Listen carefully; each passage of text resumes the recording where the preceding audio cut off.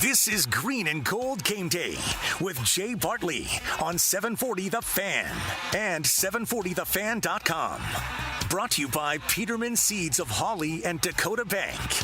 Jay will talk all things Bison, Missouri Valley Football Conference, and all of the FCS. Now, your host of Green and Gold Game Day, Jay Bartley. Good morning, everybody. Bison Nation, welcome. We've got another gorgeous weekend here in Fargo. Derek and I were just talking about how great it is to be a diehard football fan. And last week, a very disappointing wild card weekend, Derek. Why do you say that now? The games were terrible. You think so? Yeah. Oh, I don't know. I mean, I kind of enjoyed watching the storyline. I'm a Viking fan, but watching the Cowboys get beat was kind of, in the way that they did it was kind of funny. I think there were some good storylines. There were storylines. Yeah. I mean, Detroit, we'll get into a lot of them. I mean, and we can chat about the Cowboys just, laying an egg. I mean, that was embarrassing. If I'm going to root for the Packers, I'm clearly rooting for our Bison, Christian Watson, and they were up by like 100 at halftime. So Christian Watson and his, we'll call it average at best hamstring, they just put on the bench and said, we don't need you out there blocking while we're up 50. Right. I am a junkie, and I love watching bad weather games, Derek. And I mean, I love it. I want to see like 8 inches of snow. I don't want them to be able to mark the ball. And I thought we had a couple games that were going to be unbelievable last weekend in Kansas City, that Chiefs game. And that turned out to be, while cold, essentially not too bad. Wind wasn't nearly what is expected. And then the real disappointing one was the game in Buffalo, where the fans were shoveling out their seats. They had to move the Gameday, which I'm not sure has ever happened in the NFL. And I was just pumped to watch these bad weather games. And if you just tuned in, you wouldn't even known they were playing in bad weather. Buffalo especially. I thought that was going to be absolutely tragic. People couldn't even get to the game. One little-known fact, Eric, they actually didn't make you sit in your seats in that game. Yeah. They just said, well, if you're here, thanks for coming. Go sit on the 50-yard line, row 20. How are you going to monitor that, right? Yeah. I mean, they were people digging out their own seats at game time. So, I would just say Wild Card Weekend traditionally has always been a fun one for me with so many games. And I think the storylines, like Derek had previously mentioned, great point there by Derek, the NFL, whether they control it or not, I'm not sure these days. But I thought they had amazing storylines. Mm-hmm. The whole like Jared Goff versus the Rams in Detroit. Detroit hasn't won a game since 100 years. So many good storylines, and then they all just kind of flopped. So I'm just telling you, we get to reboot it, Derek, as junkies that we are, and we brag about here on the Green and Gold Show. Today we've got 2 games today, 2 games tomorrow. So I'm going to go over them real quick. And then we'll get to the Dakota Bank prediction segment at the end of the show, and we'll go over our thoughts, Derek. But we've got the Texans and the Ravens. Ravens at home. That's the first one today at 3:30 after an awesome Bison game. We're going to talk a lot of Bison hoops today, by the way. We've actually got head coach Dave Richman on at 8:30. So get ready for Texans-Ravens at 3:30. And then one I'm excited about, nothing beats Saturday night football. I don't care if it's college, pro, just a great Sunday night or Saturday night game. Packers-Niners. Both of those games have heavy home favorites. So maybe the time where this fun Packers season ends. We have a lot of Packers fans around the area. Derek, we are not one of them. No, we aren't. No, we Derek, if you guys know Derek only wears purple. Okay, so it just depends on the team, the game, but yeah. He's between the hometown and yeah, Barnesville pride. The voice of Barnesville. He does more games than anyone. Does a great job. But he's got a lot of purple in that closet in Barnesville. So not much Packer. And then tomorrow, couple of great games. Cody Mauch, 2 games away from the Super Bowl in Tampa Bay with his Buccaneers as a rookie. That's just an amazing run. He's playing the Lions. Lions again, big home favorite. I will say this. I just think the Lions are the best story in the NFL right now. I think it's amazing. I think they've really taken on the, we'll say, the character or characteristics of their head coach. Oh, for sure, right? They're just playing bully boy football. It's fun. And I saw a tweet last week that it showed their last 3 drafts, and it's almost jaw-dropping how well they've drafted. Mm-hmm. Like, you're like, holy cow, they got that guy in the draft and that guy, like, in the same draft? So kudos to them on what they've done. They've built it the right way, and not only that, they've done it kind of against the grain. They hired a guy that when he was hired and he said he was going to go bite people's kneecaps and we were going to play tough guy football, the national media didn't love it. They thought, well, this guy's a meathead. You can't be a meathead in the NFL.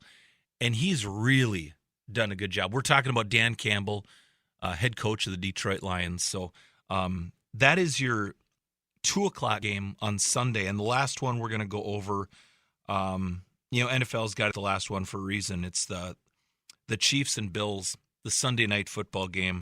Again, a home favorite with the Bills. So the 4 home teams are fairly significant favorites, actually. This one's a little tighter than the others. Chiefs, Bills, that's the game of the weekend, the 2 stud quarterbacks of the weekend. But we're actually having to see Mahomes on the road. Did I see this week? Is this his first playoff road game? In his career? I didn't realize that. I thought that maybe he'd been on the road before, just not against the Bills. But you may be right on that. I know that the Bills have always had to go to Arrowhead. That's the one thing I know. But it's similar to NDSU. I mean, this year people say, well, what have they ever done on the road? Well, guys, they haven't had to go on the road. Right. They've had. It's not their fault that they've had good regular seasons. It's kind of like South Dakota State. Someone said, well, they had the easiest record to get to Frisco.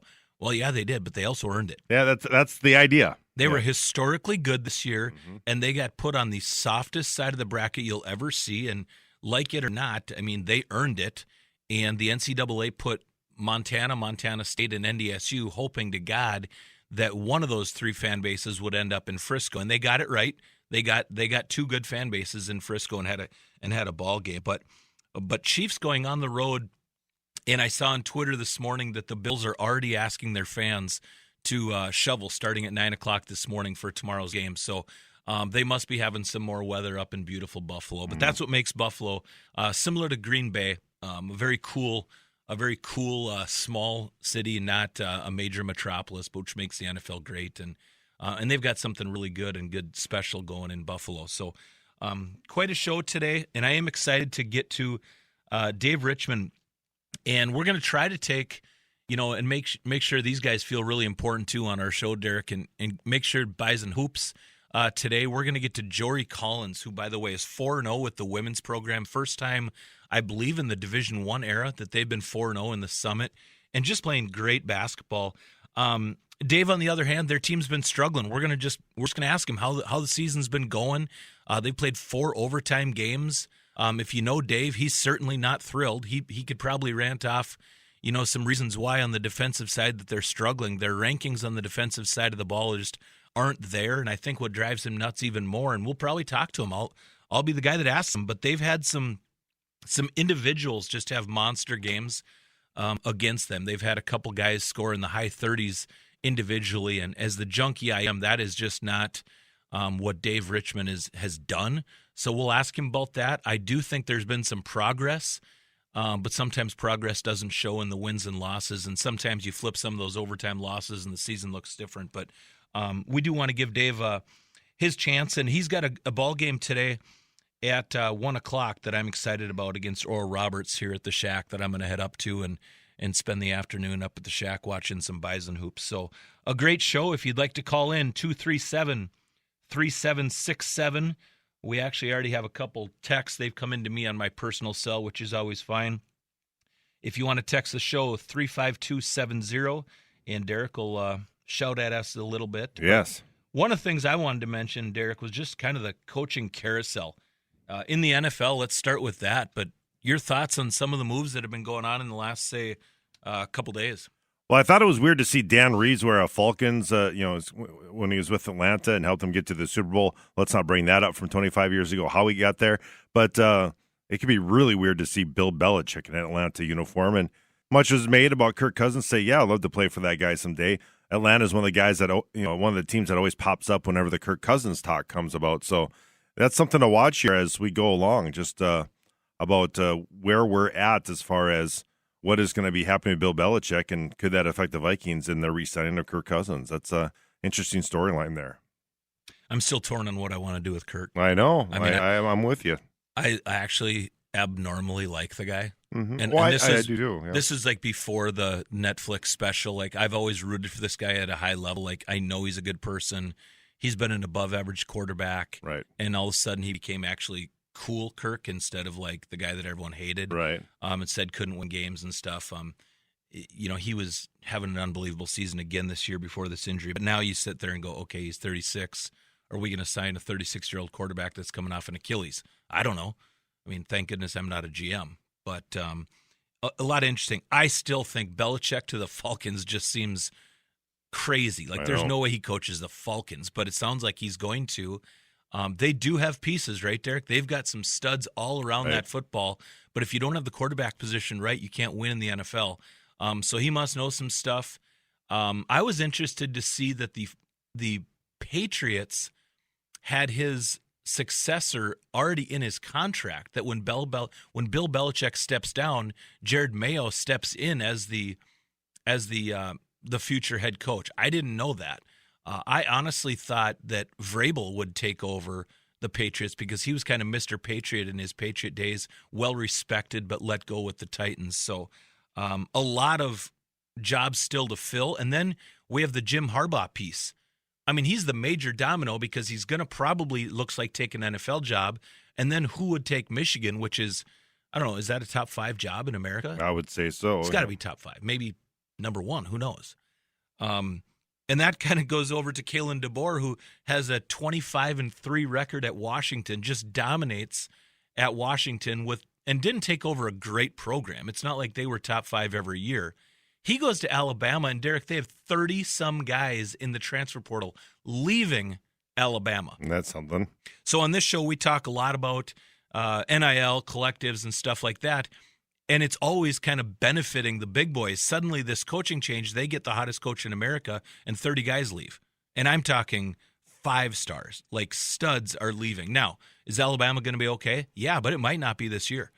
I mean, there's no way they can reload with the amount of talent they've lost. So we'll get to all that, but I think we're going to take our first break, and we're going to come back and talk about some of that transfer portal stuff and NIL collectives like we typically do in our second segment. So, Derek, send us to break.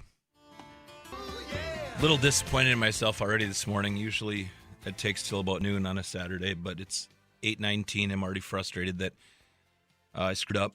And I'm screwed up because I haven't mentioned the Minnesota Timberwolves yet. Yeah. 30-11. How about that? 30-11. A diehard since 1989. My team is finally good and actually compete. I mean, they absolutely get after you on the defensive end, and I think the national media is starting to figure it out. I'm loving Anthony Edwards at, like, young KG style level. And he's 22 years old. 22 years old. He had 2 points the other night at halftime on a nationally televised game. They're burying the Wolves. Effort, defense, everything. And, so be it. They're down 10. And apparently, Kyle Anderson, who, he's kind of a role player starter at times for the Wolves, but he's one of those, like, veterans that everyone needs, and the Wolves finally have. And he absolutely lays into Anthony Edwards at halftime, says you're a superstar, but you're not acting like you're not playing like it. Ant goes for 26 in the second half, and now they're comparing him to MJ again on national television. So 30-11, first place in the West. I would neglect my own favorite team if I don't get after a little T-Wolves love. Second best record in the NBA to the loaded Celtics, who they had dead to rights in Boston last week, but I digress. So, Derek, one of the things we talk about on the show in the second segment typically is NIL collectives, which I'm definitely a part of at the Green and the Gold Collective, www.thegreenandthegold.com. If you're out there, you need something to do this morning, please help our student athletes, donate.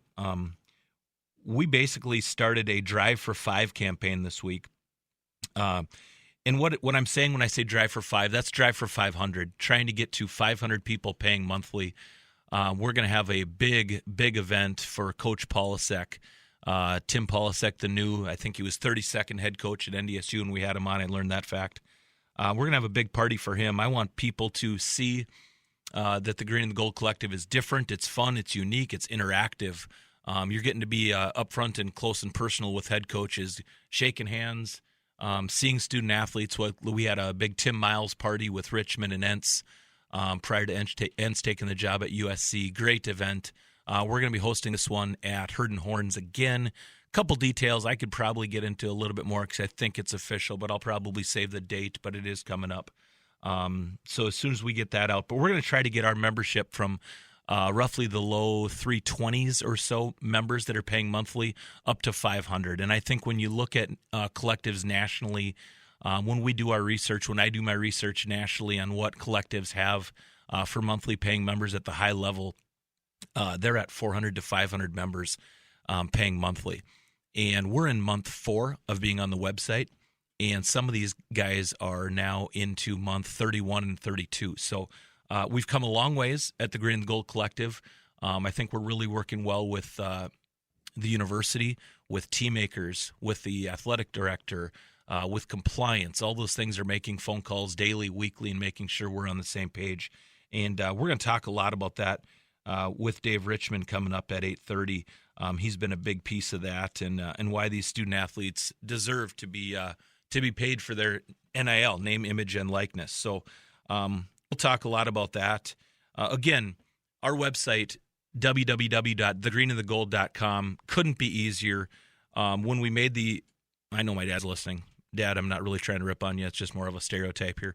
But when we made the website, I said, make it easy, make it so easy my dad can do it. When my dad did it to support, his favorite student athletes, he called and said, hey, that website's great. Super there you easy. go. So I don't think you have to be ashamed of that. I think as our baby boomers, Dad, we'll all agree. Just make it simple. But the whole goal is to be able to click on donate and then pick, okay, do I want to go monthly or do I want to do a one-time donation? I've actually been thrilled with the amount of people that I know personally that just text me, that just say, hey, wow, that website was easy. Apple Pay is available. It couldn't be easier. But we're going to do a lot of unique things today. As a matter of fact, and we'll get to it with Coach Richman, we're going to support him up at the Shack at 11:45. We're doing a meet and greet. So anyone that wants to hear Dave Richman speak pregame, get up there to the Shack at 11:45.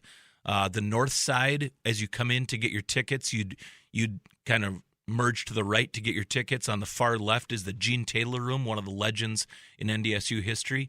So if you go far left at 11:45, Dave Richman is going to be speaking. We'll have Bison quarterbacks Cam Miller and Cole Payton in the room. That's a 15-minute speech, and then at noon he's going to go coach. And at noon we, as fans, can go up to the beer gardens and get ready for a game. The quarterbacks will mingle, shake hands, kiss babies. Nice. It's just we want it to be interactive. Like I said earlier, we want to be different. We want to make it fun for the student athletes, and we want to make it fun for our fans. So our goal is to be doing things, once a month, to be doing something where the fans can interact. And like I said, we've got that Tim Polasek event coming up soon. So if I could give a little plug excited. too, yeah, for what's going on here this weekend, because not only do we have basketball, but one of my favorite sports, wrestling, is going on. We got California Baptist tonight at the Bison Sports Arena. So we got basketball this afternoon. Then they got to roll the mats out. And so Obi Blanc has done a nice job, taking over, big shoes to fill with Roger Kish, what he was able to do. So Big 12 wrestling is coming up also tomorrow with Northern Colorado. It's alumni day too, so a bunch of the alums will be out there. So tonight, California Baptist, and then tomorrow afternoon at 1 o'clock. My little plug for one of my moonlighting gigs is I'll be doing the play-by-play for the streaming on GoBison.com for the matchup tomorrow against Northern Colorado. So some great wrestlers. They've really done a nice job, and I know that they'll be back. They lost a few guys to the transfer portal, but they still have some great wrestlers who are hoping to get on the podium here coming up in March for the national tournament. So it's a great sport, and to be a part of the Big 12 is really a cool thing. That's a great point, though, when you talk about the transfer portal affecting wrestling. It's affected so many sports at NDSU, and it's not going to stop, so that's why the Green and the Gold is trying to step up and kind of make that play. And we'll talk about that again with David just a couple minutes. But if you want to support wrestling, any sport out there, all 14 sports are on our website. So when you go to donate $100 a month, you can click. If that's going to go to football, it goes to football. If you want it to go to 100% collective, it goes to the collective. You want to pick a different sport, it goes to that sport. So just kind of when I was listening to you talk about wrestling, what a great plug for you in wrestling, and thanks for all you do for all your different sports. I mean, nobody calls more games, Derek. But also, the fact that you direct where your money's going to go. This isn't just in some big pot and we get to pick. So excited what we've done. I think you saw a ton of student athletes at the games recently. They're plugging other sports. We've had football players on Thursday night, a ton of them at the football game, taking photos with the school president, with other athletes in other sports, and they'll be out in full force again at 1 o'clock. And that's one of the goals when they sign a contract with us, is that they're supporting their school. They're going to be doing philanthropic events out in the community. We had a great event 2 weeks ago, and time flies, but we had Cole Wisniewski, Eli Green, and Cole Payton went to a American Diabetes Association event, ADA, and I was shocked. I mean, these are three great young men, but when they were done, they were all texting me like, hey, that was awesome. And they felt like they were making a difference. When I saw their tweets on raising money for the Diabetes Association and their camp that they've got up in that Grafton Park River area, it was really neat. And I saw some fans actually interacting with them on Twitter saying, hey, I was a part of that camp. I wouldn't be around without that camp. So it is really cool for me to see some of the philanthropic side that we can do. So, Derek, we're going to take a break here. When we come back, head coach Dave Richman, we're going to talk about the season, how it's gone. And one thing I love, we're going to talk about recruiting. We've got 3 great kids coming up. So stay tuned. He's got a great ball game today at 1. Welcome back, everyone, to the Green and the Gold Game Day Show. Jay Bartley, Derek Hansen, man in the ship for me. Couldn't do without him. Got a good friend of mine, Dave Richman, on the air with us today. Dave, good morning, and hope you're staying warm this morning. It is not warm out today. Whose choice on the intro music, Jay? I kind of like it. Getting me fired up on game day a little bit. Hey, trust me, everything good about this show is Derek. So if there's compliments, they go to Derek. Well, I'm telling you, I'm going to question Derek a little bit, and you. We're complaining about things that are outside of our control. This weather thing. Let's grab a cup of coffee and let's roll. We choose to be here. Hey, we're out here grinding. We're the only people in the station, and we're grinding. It's Saturday morning. We had game day at 1. Yeah, but let's call a spade here, Jay. You probably got a little foot heater going on, and all those things. Oh, these palatial studios here are quite amazing. But Love hey, it. Coach, we want to talk some hoops with you today. How you been? Oh, just wonderful, Jay. This coaching thing, the challenges and rewards that come with it have certainly been challenging to us. But that's great. This is what we sign up for. We got incredible student athletes in our program that exemplify the main core values that we want, and that's character and integrity. And we're working through some things right now, and that's the reality. We talk to a lot of people just about adversity, Jay, and we make the mistake of thinking life is just going to be easy. The reality is life is hard, and we're battling through some hard right now. We're battling through some adversity, but we got a tremendous another golden opportunity here this afternoon against a very talented ORU team. And I know our staff, I know our guys are excited. We responded very well yesterday in practice to a disappointing effort and a disappointing loss on Thursday night. But we're ready to go, and excited for another opportunity. Dave, I know you hopefully as well as anyone in the community, and those decisions that you made in the last couple weeks were not easy, could not have been easy. It feels like the young men have responded well to some needed discipline. I'm not sure, some cultural issues. I'm not sure what you want to dive into, but I want to give you the floor. Yeah, Jay, no, I'm a transparent guy, like I said, and I'm not going to retract on a statement I just said. We've got wonderful young men and guys that reflect so many things that I want this program to be about in the community, in the classroom, and on the court. However, we have extremely high standards and expectations of what our behavior is like and how we do things. And I'm not talking about insubordinate behavior off the court or trouble with the law or anything like that. There are certain attitudes and efforts and body languages and selfless play and how hard you play and energy, attitude, effort, all the things that go into winning. Jay, like you've been around it, you understand it enough that everybody at this level is talented. Now, how do you separate yourself? And we have built this program from a standpoint of what the Red River Valley is about. It's blue collar. And at times, certain individuals, certain members, majority of us, whatever, we haven't been executing to those expectations, those blue collar things. And so when you don't, as a leader, what did I hear this week? If you want to be liked, you should go sell ice cream. Okay. And then you probably get into the person that you don't have the right flavor of ice cream. So that's the reality of leadership. You make tough decisions. But I can tell you this: every time I've made a tough decision, the individual has owned it. That not only owned it, they've appreciated it, they've understood it, and in the long run, we're going to be better for it. And I've had some incredible experiences with a number of people. One of those being Brad Stevens, now the GM of the Celtics, and he's got an unbelievable line talking about there's pain in the process. Sometimes that's individual pain, sometimes that's team pain. And Jay, you've been around me long enough to know that I am going to hold everybody to a standard. And if that costs us a game here and there, so be it, because we are preparing ultimately to be playing our best basketball in late February and March. And we have the right guys to do that. We need to change a few things. We need to keep getting better at a few things. And if we do that, we'll be right where we need to be when we need to be there. We talked earlier in the week, and I thought you made a really neat point. I was just asking you to do the show. We didn't really get into too much details, but I kind of said, how you doing? And you said you thought you were improving, but some of the results hadn't shown yet. And I like that comment, and I kind of give you a chance to maybe explain that to our audience. Yeah, again, you're stealing from everybody at all times, Jay. And when Nick Saban got hired at Alabama, he made the comment, we are going to be a process-oriented program, not a results-based program. And sometimes you experience results on the surface like a win, but you don't play well. Other times you suffer a loss to a really good team and you just get beat. And no matter what, you have to continue to attack a process. And we are learning. We are a different team.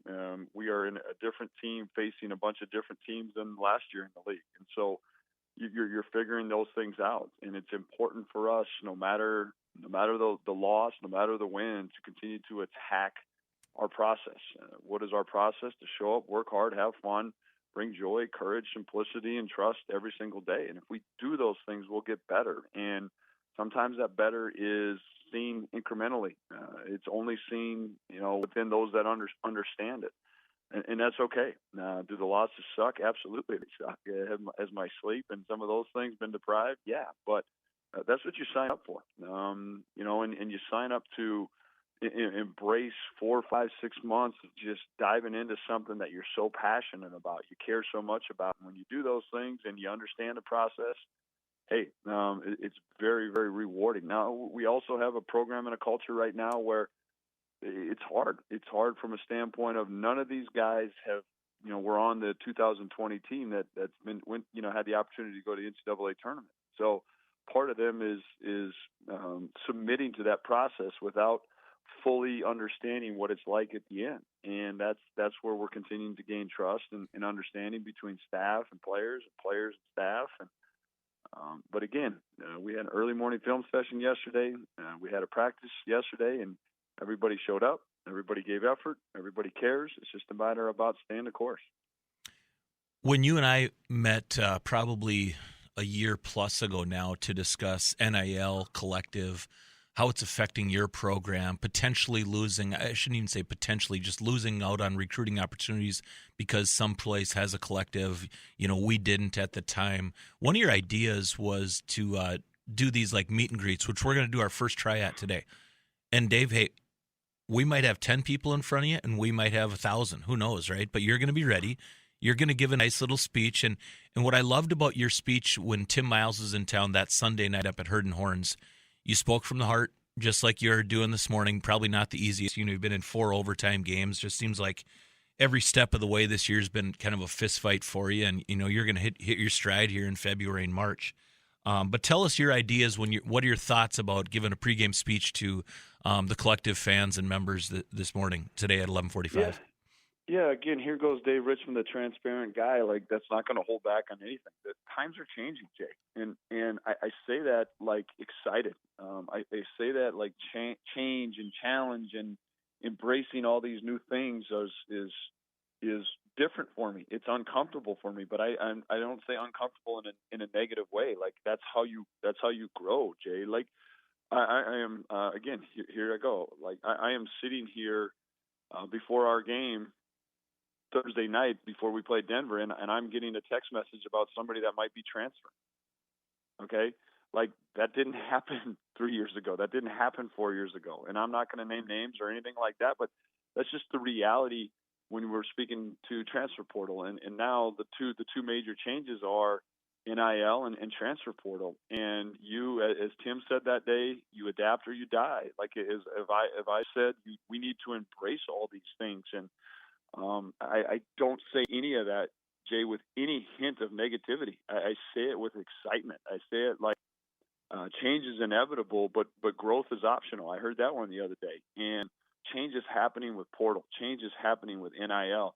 Now we have to choose to continue to grow. And Jay, Bartley, Kurt, Deb, all the people at Green and Gold made a life-changing thing. Some uncomfortable situations for you guys. I know. I've been behind the stories, but it's to benefit something that you're passionate about. NDSU athletics, and it's much needed. We're extremely appreciative of it. We're extremely excited to be a part of it in any way, shape, or form, like we can, on this radio show now or in a couple hours, supporting a cause that supports our student athletes. Yeah, appreciate that very much. And we're going to have some fun today at 11:45, and then, get out there, listen to Dave speak, and then go to a hell of a basketball game, playing Oral Roberts today at 1 up at the Shack. And then, Dave, we're going to celebrate your actual collective efforts in specific on your Alumni Day coming up here. I believe, was that February 10th? February 10th, yeah, I believe it is our game against North Dakota. Always just a fun deal. Like, of all the things that have changed, there's some of those things that are still extremely important to us. And we've talked about our vision is to, at the very end of everything, is to leave a legacy, to leave something better than we found it. And we do that at the heart. We do that at our core for those that have come before us. And to have those guys around is going to be special. And I'm encouraged to tell some of them this story, the NIL story, the Green and Gold Collective story, because I think there is still some, I don't know if say confusion. There's still some, maybe even angst. Well, this isn't what I had. This isn't, how it's been, or I don't understand that. I don't like this. Well, okay, some people are always going to have that perspective, yep. Jay, but I think there's some opportunities for those on the fence that we can continue to educate. We can continue to say, hey, man, like 10, 15 years ago, if this was an opportunity for you, would you have turned it down? So I'm excited for all these conversations. I'm excited to have those conversations that are near and dear with people that are near and dear to my heart, near and dear to this program, and all part of the excitement, the challenges, the rewards of what we do in this day and age of college athletics. And, speaking of near and dear to my heart, I love one thing, and that is recruiting. Yes, we do know that. I don't know why. I kind of wish I didn't, but I love it. You've got three studs coming into this class. I'm just saying it. Some classes I like better than others. I've followed this class for a long time. I'm going to start with Andy out of Minnetonka, Andy Stefanowicz. He's got a mom and a dad that were both guards at NDSU. His mom, Jody Buck, in our Hall of Fame. Let's start with him, a 6'1" point guard out of Minnetonka. Yeah, I think, let me just throw a vast net over all of them, Jay, where because of the portal and because of different opportunities in junior college or recruiting, looking for experience in your recruiting, there is becoming more and more high school, very talented young men there that are open. And we are going to still check our first and second box with upper Midwest high school young men and families from the upper Midwest. And Andy is like the ultimate bison. He's you go to his house for the home visit and there's bison flags all over. There's green and gold. And that's what you want. Like there's still talent level needed and all these things, but there's also a little bit of a piece of that legacy piece of like you're invested. You're invested because you've seen that green and gold in your house every single day. And I got a text from a Big Ten assistant the other day that had an opportunity. He's watching somebody else and watch Andy, and he's talking about, man, that's a tough kid. Made some big time game winning shots and things like that. So Andy is what he lacks in physical stature, he makes up for in toughness, in IQ. Probably one of, if not the best, high school passer that I've seen in playing. Andy's going to probably take a little bit of time, just physically get some LBs on him and things like that. But we're extremely excited about his future at North Dakota State. One guy you and I have talked about is Trayson Anderson out of Lincoln, Nebraska. Big 6'10" kid. Had some injury issues that, maybe this is my version of the story, but I think it kind of helped us. Is that fair to say? Yeah, I mean, you hate to say it like that because, maybe that is the case, and maybe he missed out some opportunities to be seen. But the reality is, I'm a big believer in fit, and I'm a big believer in you end up where you're supposed to be. And when I speak to, there's some talented kids being maybe left behind because everybody's attracted to the sun, meaning the portal or something like that. Like Trayson Anderson has the chance to be an absolute dude. Now, Trey's got some things to continue to work on. There's going to be some huge adjustments for him in, just some strength and conditioning stuff and how hard we need to play and some of those things at the college level.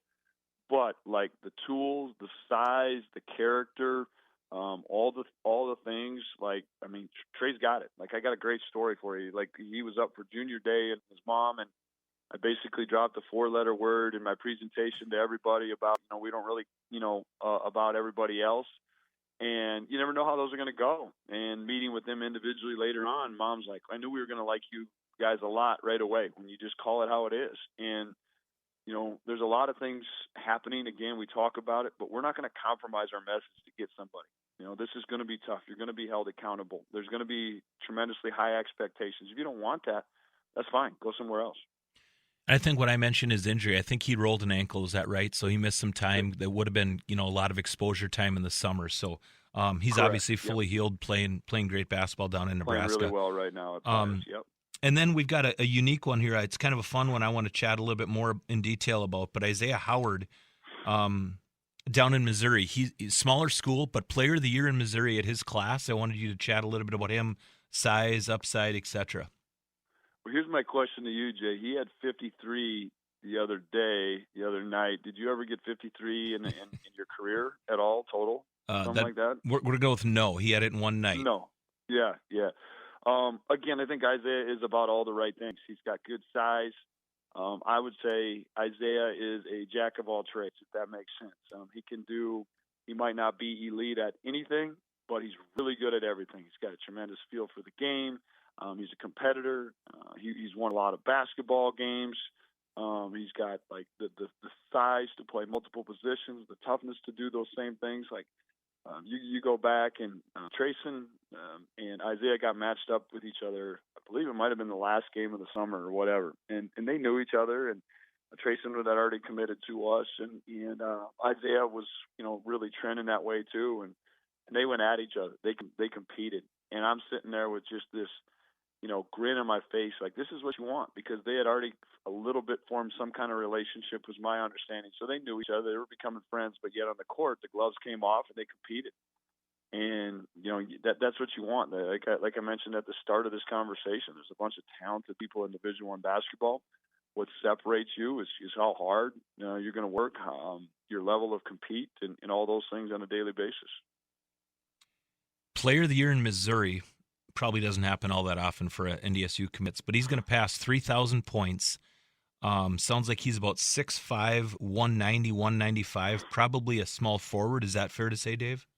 Yeah, and again, I don't want to pigeonhole him into anything. I think, we talk, we can get into specifics of basketball where it's important for me as a head coach to recognize a point guard out there on the floor for 40 minutes. It's important for me to have a pretty good understanding of who's our 5-man, for the majority of a game. There might be some late game situations where it really doesn't matter, but in particular, our 2s, 3s, and 4s are very versatile positionless basketball players. They're able to pass, catch, and shoot it offensively. They're able to guard multiple positions, whether that be able to be physical and wrestle with a bigger body down low, or laterally be able to move their feet to keep a guard in front of them. And I think Isaiah, body type, competitiveness, feel, IQ, he's going to have that ability to be very versatile, kind of at that swing / small forward spot. Yeah, it's a lot of fun to see a recruiting class come together. Dave, we've followed recruiting for years together, and I'd always ask you, like, hey, how many spots do we have for next year? And it's always like a definitive number, like, well, we have 2, or we have 1, or 3, you know what I mean? Small class. Now, I put myself in your shoes, like, I have no idea. Like, you have to constantly be recruiting, be ready. I do hope that having a collective here at NDSU that I'm a part of, kind of leading the charge with Deb and Kurt, I mean, we want to make a difference for your student athletes, and I think that comes down the road after people have been paid maybe for a year or two. You people understand, like, yep, NDSU is doing it the right way. They're out in the community. They're making a difference in their community. So I want to make a difference. I want people to have an opportunity to listen to Dave today at 11:45. I believe I said the Gene Taylor room is in the wrong side of the shack, so my fault. I mean, I grew up in the building up on the north side. But that is on the south entrance, so I screwed up and got it. It's a lot, and to you and your comments about the weather, it's a lot warmer on the south side of the shack than it is the north side. So. Well, we'll trust you. I'll be up there. We've got our Bison quarterbacks going to be in the room, kind of shaking hands, kissing babies. I'm going to have a good time listening to Dave. Dave, thank you. Stop playing overtime games. Can I say that? Well, I mean, if that keeps the butts in the stands a little bit longer and the concessions people happy, we're going to do what we got to do to get some wins. We've been 3 or 4, 75% in those overtime / double overtime games. Hey, we'll take it however we can get it, Jay. Good luck today.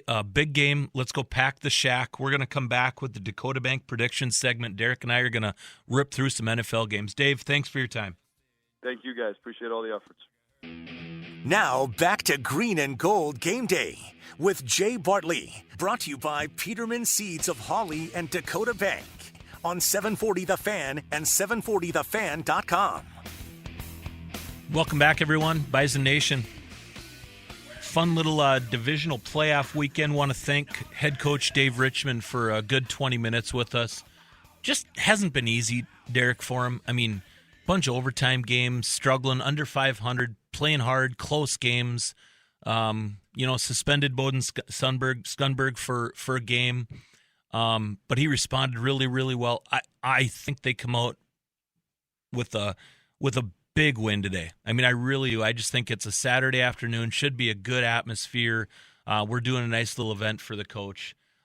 So again, thanks for Dave for coming on, talking about what's going on. And I love talking about recruiting. You got 3 great kids. But Derek, final segment, we always go through, especially divisional playoff week. This is going to be fun. 4 monster games. Let's see. I don't know if we agree or disagree. We're usually think fairly similar about some of these games, but let's roll through our first one Saturday. What are your thoughts? Texans-Ravens. I can't see the Ravens, taking the pedal off the gas here. They had a couple weeks here now to kind of rest, get everyone healthy.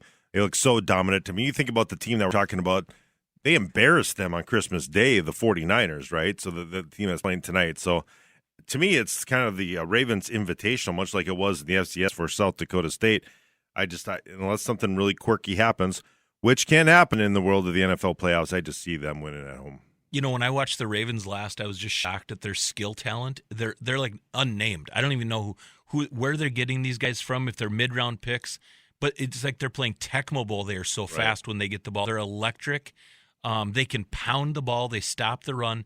I love franchises. I was going to say programs. These are franchises that this is the brand they play. Like if you're a Steeler, you play the Steeler way.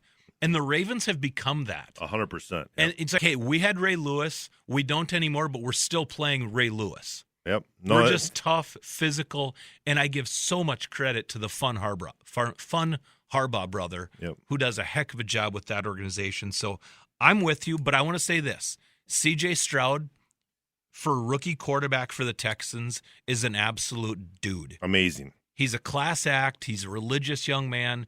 I think for a rookie, for what he's doing, I just love good kids like that. So congratulations to him on a great rookie season. I hope we're agreeing on this next one, Derek. Packers-Niners, that's tonight at 7:15. The line just moved to 10. 49ers favored. Yeah, I just think the 49ers at home because they're not going to put Brock Purdy in a position where he has to win the game. And when you got Christian McCaffrey and Samuel and Ayuk, I mean, they just have so many weapons where a 5-yard pass can turn into a 45-yard catch and run. I'm going to see a lot of that. I'm with you. I would take Niners, but I mean, everything the Packers have done, they've covered big spreads all season. Like him or not, Jordan Love is playing great football. They've got a young team and an arguably a fun team. So hopefully Christian Watson can get deep a couple times, but I'll go Niners. Probably a little closer than I thought. But I think it's going to be a situation where the real secret is, and this happened in 2010 with the Packers, no one talks about James Starks. He was one of the big reasons that they won the Super Bowl that year. I think Aaron Jones, everything is going to be focused on stopping him and letting Jordan Love beat him. And if number 10 beats him there, that's your party. But they got to stop the Packer running game because that's been the difference. Sunday, Buccaneers-Lions. I'm going to my niece's play during this game, Derek. So you win some, you lose some. I'm losing that one, but it's for my niece. I think it's going to be – I actually think Baker Mayfield has a little swagger. I usually like to pick one road win over the weekend. I love Baker Mayfield. And he's kind of showing that he has a little something to him, and I think that the Lions can excel, but that might be the problem, It took him a while in his career to get to this. Mm-hmm. He's always been that guy, like cocky, fun, arrogant, got a ton of confidence, but this team, they believe in him. And he's smart about football, too. His press conference after the Vikings win the first game of the season, talking about how he could be able to read some of the parts of the defense. I mean, he's just not a guy who goes out there and slings like Johnny Football used to. He just doesn't have, like, prototypical NFL quarterback size. He's like 6 foot 200. But he can go, he can move the chains with his feet, which I always think is a huge thing in the NFL right now. So I think that the pedigree there is going to be a little bit interesting. The atmosphere in Detroit is and will be awesome. So credit to them. Second time in the show, we've given the Lions credit for their turnaround. It's fun. It's good for the NFL to have some new teams. And then Chiefs-Bills. I'm going Bills just because I'm tired. I'm honestly tired of Mahomes. I'm tired of Taylor Swift. I love watching Mahomes play. I love the swagger he has. This is really, a chance for Josh Allen, though, to put himself in a different world. And he's got to do that because, he's kind of sitting there somewhere between Phillip Rivers and Kirk Cousins of being a really good guy who's gotten you a good point, but has he won you the big game? And he hasn't. And many times he's thrown some interceptions. He's not in that legendary status that Mahomes has now become, that we've had with Tom Brady, that we've had with some of these guys. He needs to get to that next tier if we're going to really consider him to be one of the top 5 About a year ago, quarterbacks. I saw a tweet that was it compared Carson Wentz to Josh Allen and put their stats next to each other, and they're like identical. But yet Josh Allen is looked at as like this hero. It's funny. I'm big on Buffalo. I like the way they play. I'm excited, and I don't like the way the Chiefs get officiated. I don't want to be a homer. I just think they protect certain players, and Mahomes is being protected right now. But I think in Buffalo, it's a trendy team right now, and I think Buffalo's going to win that one. So, I think we might have just matched. I don't know if I picked that Buffalo or the Buccaneers game, but Cody Mauch as a rookie for NDSU, I think that's a great story. Yep. Winning in Detroit, that would be probably our one upset of the 4. So I think we're unified in our 4 picks. So we'll see how we did next week. But a great show. A big thanks to Coach Dave Richman. Get out to the Shack, support the Bison today and all week. Derek, you've got some wrestling for the Bison today and tomorrow. Yeah, Baptist is tonight. I'm not calling that game. But I would certainly encourage you to get out there to California Baptist, a young Division I program that's trying to make it, and I think somewhere down the line, hopefully we can talk about this down the road where raising money for women's wrestling with Title IX and everything can really help out those programs. And there we go. And that's one thing that we're seeing. So we're actually seeing Division I wrestling coming back. And then tomorrow afternoon's the Alumni Day, and that's a Big 12 matchup against Northern Colorado. So really looking forward to that one. I'll be calling that one on GoBison.com. Thank you, everyone, for another Green and Gold Game Day show with Jay Bartley and Derek Hansen. Hopefully you enjoy your weekend. Go Bison.